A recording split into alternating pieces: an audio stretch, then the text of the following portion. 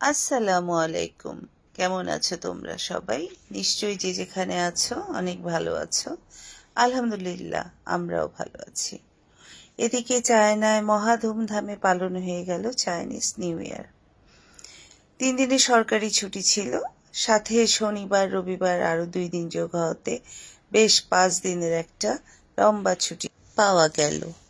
ভালোই হলো। আমরা অনেক দিন ধরে অপেক্ষা করতেছিলাম যে চাইনিজদের নিউ ইয়ারের আনন্দটা আমরাও উপভোগ করব। তো 28 তারিখ ছিল ওদের ইভ ডিনার, আর 29 তারিখে ওদের হচ্ছে নতুন বছরের শুরু। ওরা 28 তারিখ রাত 12টার সময় ধরে যে পুরাতন বছরের শেষ, আর 12টা 1-এ নতুন এক বছরের শুরু। তো এই জন্য ওদের কোনো বিশেষ কিছু রিচুয়াল থাকে। আর 29 তারিখে ওদের বিভিন্নভাবে আনন্দ আয়োজন শুরু হয়ে যায়। তো হংকংয়ে 29 তারিখে চাইনিজ নিউ ইয়ার উপলক্ষে শিমসাজুই এলাকায় ছিল হচ্ছে ইন্টারন্যাশনাল প্যারেড নাইট ছিল। তো আমার এটা আগে কখনো দেখা হয় নাই। প্ল্যানে ছিল যে এইটা মিস করব না, এটা দেখব। কিন্তু এটা দেখার জন্য অনেক আগে থেকে এই এলাকায় জড়ো হতে হয়, কারণ যারা হংকংয়ে থেকে যায় এই নিউ ইয়ারের উপলক্ষে তারা মোটামুটি দেখা যায় 80 ভাগ মানুষই সেদিন এই সিমসাচু এলাকায় জড়ো হয়। আর তারপরে তো বিভিন্ন পর্যটকরা তো আছেই, তবে ম্যাক্সিমাম পর্যটকদের মধ্যে ম্যাক্সিমাম দেখলাম চাইনিজ আছে। এদিকে কম্বোডিয়া, ভিয়েতনাম, ফিলিপিনো, এরা তো আছেই। এছাড়াও আরো অন্যান্য দেশের মানুষও এখানে জয়েন করে। আর এই বিপুল লোক সমাগম সামাল দেওয়ার জন্যই 5টা-6টার পর থেকে এলাকা রেস্ট্রিক্টেড হয়ে যায়। অনেক আগে থেকে এলাকাটায় জড়ো হতে হয়, পরের দিকে আর ঢোকা যায় না, আর আগানোও যায় না, সত্যি কথা। আর অনুষ্ঠানটার জন্য আমরা বাসা থেকে প্রায় 3টার দিকে বের হয়ে গেছিলাম। এসে আমাদের বাসার ওখানে ছোট 19 সিটের মিনি বাস পাওয়া যায়। এগুলা হচ্ছে শহরের ভিতর দিয়ে যে ছোট ছোট রাস্তাগুলো আছে মহল্লার ভিতর দিয়ে, এই ভিতর দিয়ে চলাচল করে আর কি। তো আমরা এরকমই একটা বাস নিলাম, নিয়ে আমরা ঠিক 4টার দিকে শিমসাচু এলাকায় চলে আসলাম। কিন্তু এত তাড়াতাড়ি আসার পরেও আমরা হচ্ছে আমাদের গাড়ি ওই শিমসাচুই এলাকার জাস্ট শুরুতে নামায় দিচ্ছে সবাইকে, শুধু আমাদের না, সবাইকে ওখানেই নামতে হচ্ছে। কারণ গত এক ভিডিওতে আমি দেখাইছিলাম যে একটা মার্কেট প্লেস, যেখানে অনেক বড় বড় ব্র্যান্ডের সব শোরুম আছে।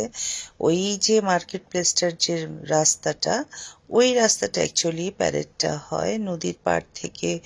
ওই বিভিন্ন গ্রুপ ওরা প্যারেড করতে করতে এসে ওই যে আমি রাস্তাটা দেখাইছিলাম বিভিন্ন শোরুমের যে রাস্তাটা, ওই রাস্তাটায় তারা পারফরমেন্স করে আবার তারা ওই উল্টা দিক দিয়ে ফিরে চলে যায় সেই নদীর পাড়ে। তো সেই জন্য এই রাস্তাটা 4টা-5টা থেকেই ওরা ব্যারিকেড দিয়ে দেয়। তো আমরাও 4টার সময় ওখানেই আমাদের নামতে হলো। তারপরে আমরা হেঁটে হেঁটে, অসুবিধা হয়নি, কারণ ওই মার্কেটের ভিতর দিয়ে, মার্কেটের এ মাথা ও মাথা প্রায় 1-2 কিলো হবে, আরামসে হাঁটা যায়। আর আমরা তো যেহেতু বেশ কয়েকবার ওই মার্কেটে গেছি, মাথা মাথা হাঁটছি, তো আমরা ভিতর দিয়ে হেঁটে নদীর পাড়ের দিকে চলে আসলাম। এই যে এখানে নদীর পাড়ে হচ্ছে বিভিন্ন ভাবে সাজাইছে চাইনিজ নিউ ইয়ার উপলক্ষে। এদের তো এবার প্রত্যেক বছর বলে রাখা ভালো, এদের প্রত্যেক বছর ঠিক একটা নির্দিষ্ট সময়ে নিউ ইয়ারটা হয় না, দিনটা তাদের আগায় আসে। যেমন আমাদের রোজা বা ঈদ মেবি 15 দিন পর পর সামনে আগায় আসে, ঠিক এমনটা চাইনিজদেরও। তা এদেরও চাঁদ দেখে না কি দেখে ঠিক জানি না, তবে এদেরও আগায় আসে, প্রত্যেক বছর একটা নির্দিষ্ট সময়ে নিউ ইয়ারটা পালন হয় না। এবার এদের নিউ ইয়ারটা হচ্ছে এই জানুয়ারির 29 তারিখে। তো ঠিক এই জায়গাটায় মানে কত রকমের যে মানুষের সমাগম, বাচ্চা থেকে শুরু করে, শুধু বাচ্চারা না, বয়স্করাও এখানে এনজয় করছিল। আর যেহেতু এখন সেলফি আর ভিডিও সবাই এ দুটাই করে, অনেকে টিকটক করে, আরও কত রকমভাবে ভিডিও করে, যার জন্য এরা যে এই জায়গাগুলো সাজায় বিভিন্ন ইভেন্টের জন্য, যে এরা প্রত্যেকটা জায়গা সুন্দরভাবে অর্গানাইজ করে, এরা কিন্তু ওই সেলফি বা ভিডিও এসব মাথায় রেখেই কিন্তু করে। মানে সেগুলো ভিডিও করার জন্য বা ছবি তোলার জন্য কি সুন্দর সুন্দরভাবে এরা ওয়েল অর্গানাইজ করে, সব কিছু ভালো লাগে। সবাই সুন্দর ভিডিও করছিল, ছবি তুলছিল, তাদের সাথে সাথে আমিও বেশ কিছু ছবি নিলাম, ভিডিও ক্লিপ নিলাম। খুব সুন্দর একটা সূর্যাস্ত হয়ে গেল, কিন্তু ব্যাড লাক, আমি সূর্যাস্তের ক্লিপটা ঠিক মতো নিতে পারিনি। আমি আসলে ওই সময় একটু নামাজের জন্য রেডি হচ্ছিলাম, কারণ ঠিক ওই ভিড়ের মধ্যে আমি নামাজ শেষ করে এসে সূর্যাস্ত অলমোস্ট হয়েই গেছিলো, বাট আভাটা যেটুকু ছিল আমি ঠিক মতো নিতে পারিনি।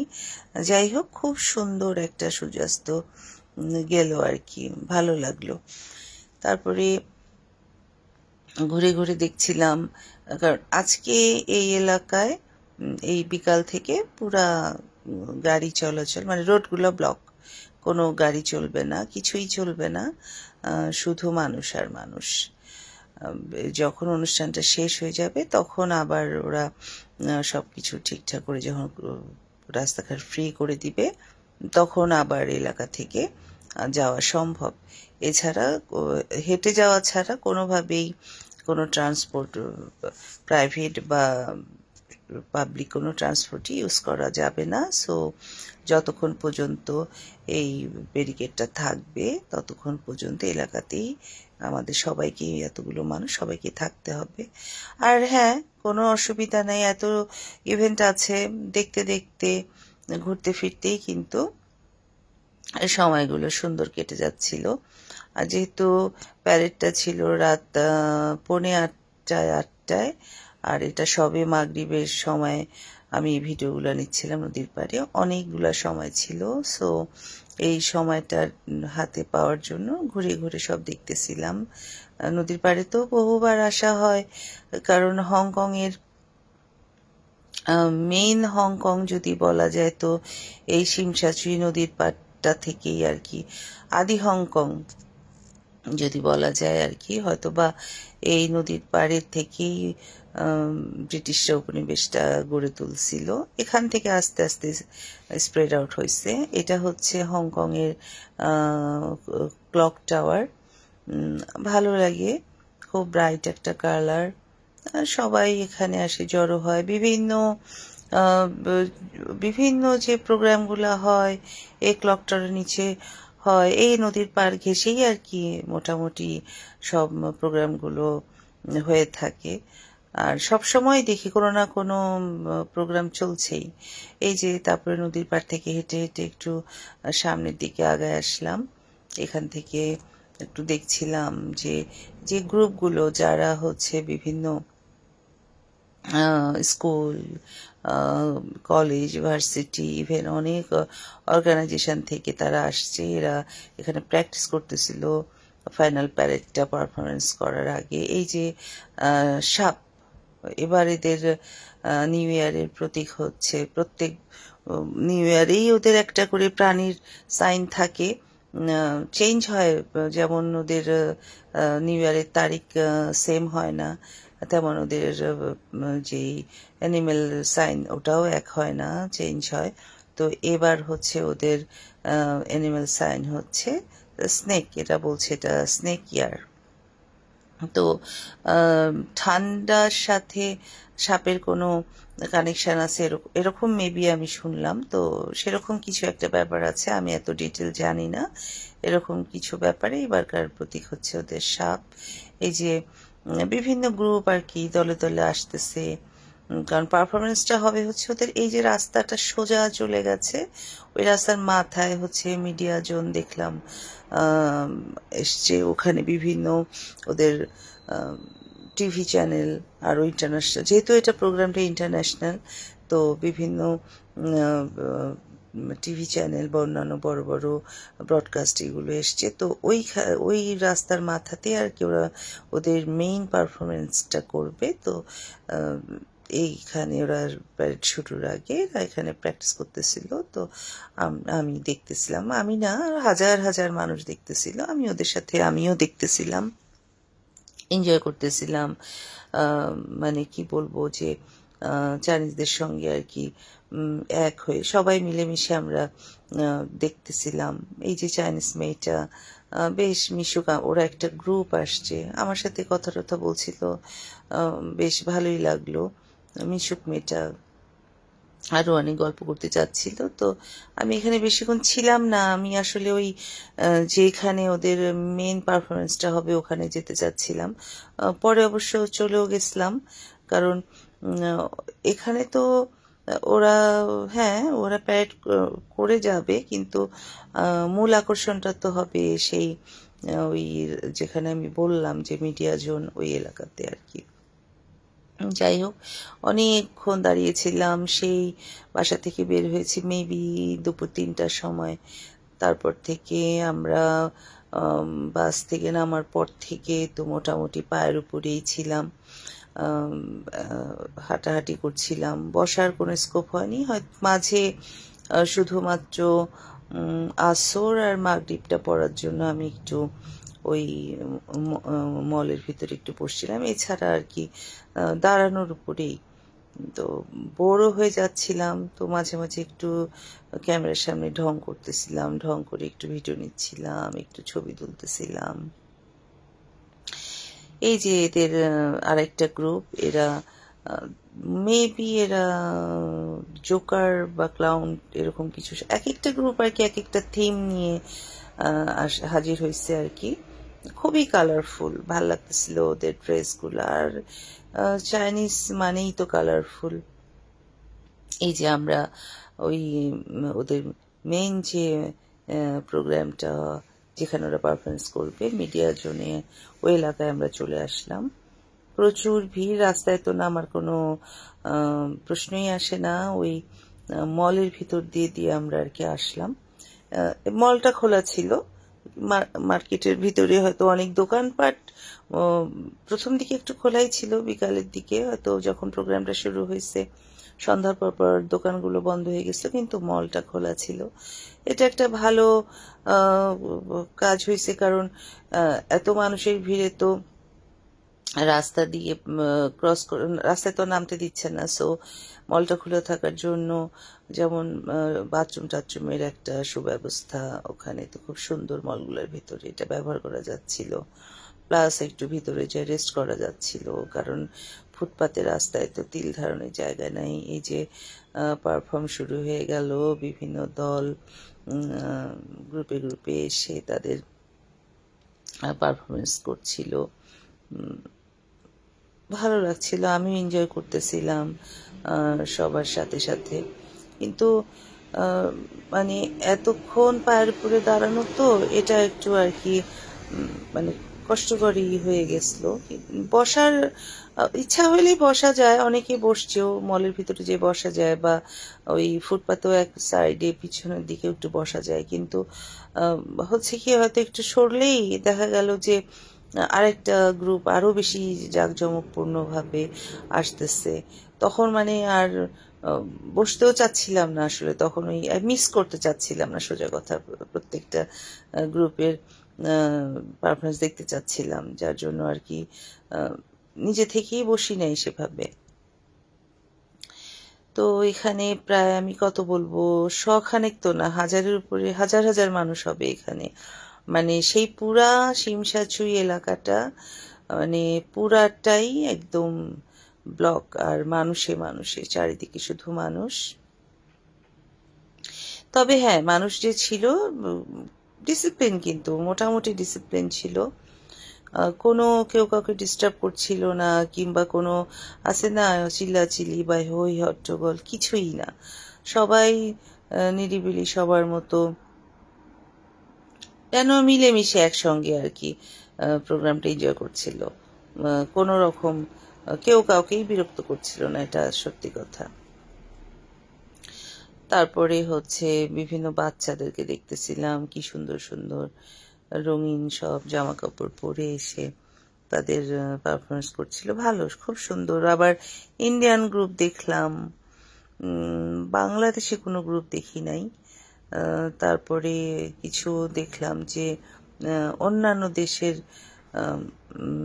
অন্যান্য দেশ বলতে ইউরোপ কোনো সাইডের কোনো দেশের আর কি গ্রুপ, ওরাও দেখলাম পারফরমেন্স করলো, ভালো। আবার এদের এই যে পারফরমেন্সটা করতেছে, হচ্ছে প্যারেডটা হচ্ছে, এটা স্পন্সর, মেইন স্পন্সর হচ্ছে ক্যাথে। বাংলাদেশে যেমন বাংলাদেশ এয়ারলাইন্স আছে, তেমন হংকংয়ে হচ্ছে ক্যাথে এয়ারলাইন্স। তো ওরাই ছিল মেইন স্পন্সর করছে এই প্রোগ্রামটার। আর সাথে হ্যাঁ ডিজনিল্যান্ড ওরাও ছিল, স্পন্সর করছে। তারপরে দেখলাম যে বিভিন্ন যে ব্র্যান্ডগুলো আছে, যে বিভিন্ন শোরুম যেদের এখানে আছে, এদেরও দেখলাম যে এরা স্পন্সর এখানে জয়েন করছে, ভালো। এদের দেশে সরকারের মেবি কোনো এই যে এত বড় প্রোগ্রাম হচ্ছে, মেবি কোনো খরচ নাই, উল্টা হয়তো এই এদের কাছ থেকে স্পন্সরশিপ, যেহেতু বিভিন্ন প্রাইভেট কোম্পানি নিচ্ছে, তো এখান থেকে তো সরকারের নিশ্চয়ই কিছু আয় হয়, খরচ হয়। যেমন প্রচুর পুলিশ দেখলাম, তারপরে ক্লিনিং এর জন্য প্রচুর মানুষজন, অ্যাম্বুলেন্স, এরা কিন্তু স্ট্যান্ড বাই, এটা ভালো লাগছে। আর যেটা সত্যি কথা না বললেই না, আমার খুবই ভালো লাগলো যে এত বড় প্রোগ্রাম হংকংয়ে তো আমি এই ফার্স্ট দেখতেছি। তো এখানে দেখলাম পুলিশগুলোর কাজ আমার খুব ভালো লাগছে। এই যে এত এত মানুষ এখানে সমাগম হয়েছে, তো এগুলাকে তো আসলে অর্গানাইজড করতেছে এই পুলিশগুলাই মেইন। ওরা সেই কিভাবে, সেই আমরা তো বিকালবেলা আসলাম 4টার দিক থেকে দেখছি, ওই মেন রাস্তা থেকে শুরু করে কিভাবে ব্যারিকেড দিতে হবে, কিভাবে মানুষজন কোথায় কিভাবে দাঁড়াবে, তারপরে প্রোগ্রামটার মানে পুরা বলতে গেলে ওই পুলিশগুলোকেই দেখলাম মেনটেন করতেছে আর কি। শুধু তাই না, প্রোগ্রাম শেষেও খেয়াল করলাম যে হ্যাঁ হাজার হাজার মানুষ একসঙ্গে এখানে জড়ো হয়েছে, সত্যি কথা, কিন্তু পুলিশও দেখলাম শত শত। হ্যাঁ, পুলিশের গাড়ি, তারপরে বাস, মানে বাস ভর্তি ভর্তি পুলিশ, এরা স্ট্যান্ড বাই আছে। প্রোগ্রামটা শেষ হওয়ার পরেও দেখলাম, কারণ রাস্তা তো ব্লক, রাস্তা তো কোনো গাড়ি ঘোড়া চলতে পারতেছে না। প্রোগ্রাম শেষ হওয়ার জাস্ট আধা ঘন্টা, মানে আমরা তো কেউ মুভ করতে পারবো না, ওদেরকে দেখলাম যে অ্যানাউন্স করতেছে যে তোমরা রাস্তা থেকে উপরে উঠে যাও, রাস্তা ছেড়ে দাও।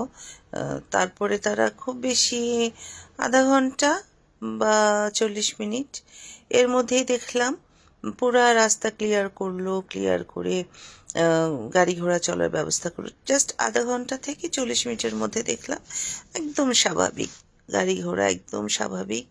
এবং আমি নিজে খেয়াল করলাম পুলিশগুলো অনেক আন্তরিক, ওরা রীতিমতো নিজে হাতে হাতে ব্যারিকেডগুলা আনা নেওয়া করতেছে, মানুষজনকে দিক নির্দেশনা দিচ্ছে কোন দিকে যেতে হবে।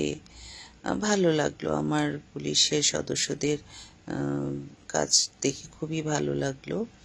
আর হ্যাঁ, এরা অনেক আন্তরিক, আমার সাথে ওদের অনেকের কথা টথা হলো, তারা আবার একটু ফরেনার দেখছে, তারা নিজেরাই আগ্রহ করে একটু সাহায্য করতে চাচ্ছিল। এই তো এখানে তো সেই বিকাল থেকে আমি দাঁড়ানো, দুর্বল তো হবই, এটা স্বাভাবিক, কিন্তু তারপরেও জীবনে প্রথম আমি এই প্রোগ্রামটা এনজয় করতেছি। আমার অনেক ইচ্ছা ছিল, যদিও এর আগে তো দেখতে সুযোগ ছিল, বাট নিজে থেকেই আসা হয় নাই, কারণ ছুটি ছাটা হলে দেখা যেত তখন তো আমি ওই সেনজেনেই থাকতাম। বেশিরভাগ ছুটির সময় ওই সেনজেনেই ছুটিটা কাটানো হতো, আর হংকংয়ে আসা হইতো না। কিন্তু এবার তো আল্লাহ রহমে হংকংয়েই আছি, হংকংয়েই থাকা হচ্ছে এখন। তো সময় সুযোগ আলহামদুলিল্লাহ দুটাই যখন পেলাম, তো ভাবলাম যে এবার এই প্যারেডটা দেখব। আর সাথে পরের দিন আবার ফায়ারওয়ার্ক আছে, ডিসপ্লে আছে, সেটাও দেখবো, ইচ্ছা আছে, বাকিটা আল্লাহ ভরসা। তো এখানে যখন দাঁড়িয়েছিলাম, ভালোর মধ্যে একটা কাজ হয়েছে যে অনেকের সাথে কিন্তু খাতির হয়েছে, ফ্রেন্ডশিপ হয়েছে। সবাই যারা আমরা হয়তো ওখানে দাঁড়িয়েছিলাম, অনেক ঘন্টার পর ঘন্টা দাঁড়ানোর একটা স্বাভাবিক ব্যাপার, কথা হয়, কুশল বিনিময় হয়, তারপরে অনেকের সাথেই, অনেক ফ্যামিলির সাথে পরিচিত হয়েছে, ভালো লাগলো। ক্ষুধাও লাগতেছিল, তো সাথে একটু ড্রাই ফ্রুট ছিল, দাঁড়ায় দাঁড়াই মাঝে মাঝে যখন অনেক বেশি ক্ষুধা লাগতেছিল ড্রাই ফ্রুট দিয়ে কাজ সারতেছিলাম। আসলে আমি অনেক এনজয় করছি এদের এই প্রোগ্রামটা। আসলেই যেটা অনেক জাঁকজমকপূর্ণ ছিল, অনেক এনজয়েবল ছিল, ভালো লাগছে। তারপরে মানুষজন যে আশেপাশে যে এত এত মানুষ যে সব চারিদিকে দাঁড়িয়ে আছে, মানে কেউ কাউকে আসলে ডিস্টার্ব করে নাই। সত্যি কথা যেটা, আমাদের দেশে হলে তো অনেক কিছুই হয়ে যেত, অনেক অকারেন্স, অনেক কিছু হয়ে যেত। তারপর এই প্রোগ্রামটা তো শুরু হয়েছিল প্রায় 8:45টার সময়, এটা 10:45 পর্যন্ত হওয়ার কথা ছিল, কিন্তু এত বেশি গ্রুপ, এত বেশি এটা পারফরমেন্সের জন্য আসছিল, যে এটা সময় বাড়তে বাড়তে প্রায় 11:30 পর্যন্ত এই প্যারেডটা কন্টিনিউ ছিল। আমি প্রায় 11টা পর্যন্ত ওখানে ছিলাম, মোটামুটি শেষ সময় পর্যন্তই এটা এনজয় করতেছিলাম। মাঝে মাঝে একটু এপাশ ওপাশ হাঁটাহাঁটি করতেছিলাম, মানুষের ভিড়টাও এনজয় করতেছিলাম। তারপর হচ্ছে ডিজনিল্যান্ডের দেখলাম যে একটা গ্রুপ আসছে, তারা পারফরমেন্স তো করলোই, আবার চায়নার একটা ওদের একটা, এটাকে কি বলবো, ওদের এটা ঐতিহ্য আর কি। ওরা এই চাইনিজ নিউ ইয়ারের সময় লাল কার্ড দেয় আর কি। লাল কার্ডটা আসলে হচ্ছে ওর ভিতরে ওরা সাধারণত টাকা পয়সা দেয়, গিফট করে আর কি, যেমন আমাদের ঈদ সালামি হয় সেই রকম একটা কিছু। এই যে হংকংয়ের পুলিশরা এখানে বেশ ওরাও এনজয় করতেছিল, দেখলাম ওদেরকেও, দেখলাম ডিজনিল্যান্ডের পারফরমেন্সের সাথে ওরাও দেখলাম যে মজা করতেছে, ভালো লাগলো।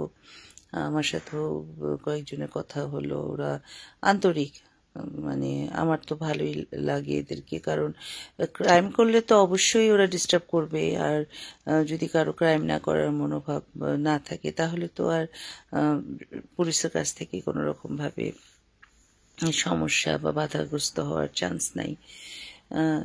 হ্যাঁ, অনেক সেফ এখানে, কোনোই সারা রাতও যদি প্রোগ্রাম হয় বা সারা রাতও বাইরে থাকা যায়, বা যখন যেখানে ইচ্ছা মুভ করা যায় সেই ব্যবস্থা আছে, তবে সেফ, কোনো রকম মানে ভয় নাই যে কোনো রকম একটা সমস্যা হবে বা কোনো বিপদ আপদ আছে। সাধারণত খুব কম মানে খুবই কম, সাধারণত সেরকম কোনো ক্রাইম হয় না। যাই হোক, আলহামদুলিল্লাহ আমরাও চাইনিজ নিউ ইয়ারের প্রথম দিনটা চাইনিজদের সাথে অনেক এনজয় করলাম। একরাশ ভালো লাগা নিয়ে অনুষ্ঠান শেষে আমরাও বাড়ি ফিরলাম। আজ তাহলে এ পর্যন্তই। আল্লাহ হাফেজ।